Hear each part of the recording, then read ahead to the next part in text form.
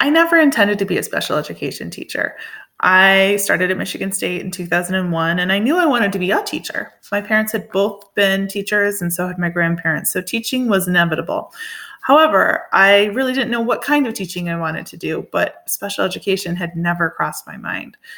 On the very first day of freshman orientation, I attended with a bunch of other young ladies, and we received our orientation packets, and the leader at the end of passing everything out, almost as an afterthought, said to the group, "Is there anybody in here interested in special education?" And then she headed in my direction with more paperwork. And I couldn't figure out why. And then she handed it to me and she gave me a smile like, "Good for you, girl." And then I realized it was because my hand had been in the air and I hadn't even noticed that I had raised it. So I finished my degree at Michigan State. I got a bachelor's degree in learning disabilities and then later a master's degree in autism. And I've started my 14th year teaching special education at a local elementary school. I love my job, and I'm so glad that someone raised my hand back in 2001. I believe that engaging in public service can lead to fulfillment in your career. But what do I mean by public service? Why do we need public service? How can we develop public service? To help understand how engaging in public service can lead to a fulfilling career, let's first talk about what I mean by public service. Public service is defined as a job rendered in the public's interest. So that's any job or role in your community that is helpful to others. Teachers, police officers, firefighters, healthcare workers, the military, crossing guard. All of these jobs are part of something that's called the public sector, which is defined as jobs that are controlled by the government. In addition to careers, though, there's also volunteer opportunities. You could read to children at the local hospital, or sort donations at a women's shelter, teaching English to adults at the local library, or volunteer at animal shelters. All of these options are related to public service in that they are ways to help in your community. Now that we know what public service is, let's talk about why we need public service. We need public service because we live in a large industrial society where everyone has a specific role. Specialization means each person has a special job. Some people in our communities grow food. Some work to keep others healthy. Many of our specialized roles or jobs are related to taking care of other people or providing services in some way.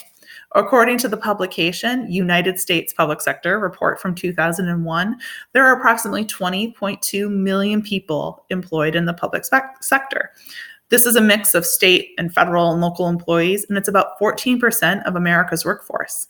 Of that group, 52% are in education fields, 14% are in health, housing, or welfare fields, and about 12% is in public safety, like our police officers.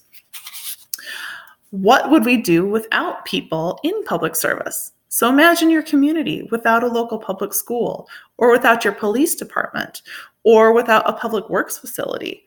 Communities would have many, many fewer options for health and services in their area if there were not public service jobs that were being filled by people around them.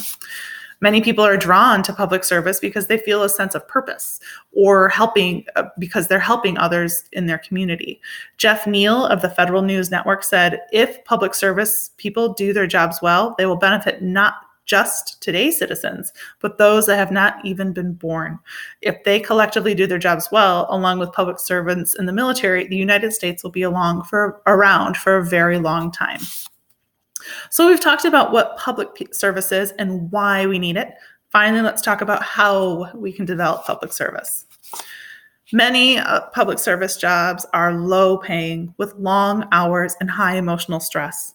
We should pay these professions a living wage to attract more people to the fields. We should have multiple opportunities for training, like college level, on-the-job training, mentorships, so people can prepare for these jobs and then feel supported once they have them. According to an article on the website Workforce from 2019, recruiting and retention is a recurring concern for the skill set often associated with public service employees. And it's no secret that those in the private sector usually make more money and have more flexible work schedules. So what can we do? Let's take a note from the private sector. Let's pay more. Let's seek highly motivated, passionate people and incentivize their work with benefits and increased pay. Because often jobs emphasizing the social good attract young people who want to be part of making a difference. But in order to retain public employees, it means we need to offer low-priced healthcare options, generous retirement plans, educational incentives, annual pay increases, and the ability to earn adequate vacation time. For the past few minutes, I have talked about careers and volunteer opportunities in public service. We have defined public service, made a case for why we need it, and we've discussed several ways to develop public service in your community. Remember that working in public service can give you a sense of purpose because you're helping others, and that can help you. It will increase your feeling of self-worth and accomplishment. Public service is necessary for our communities to be healthy. I urge you to explore different opportunities around you, whether it's careers or volunteering. Many ways that you can get involved are at your local library. You can take a look at the bulletin boards and your opportunities might be right there waiting for you. So 20 years ago, I raised my hand and started my career on a different path than I had planned. What will you raise your hand to do?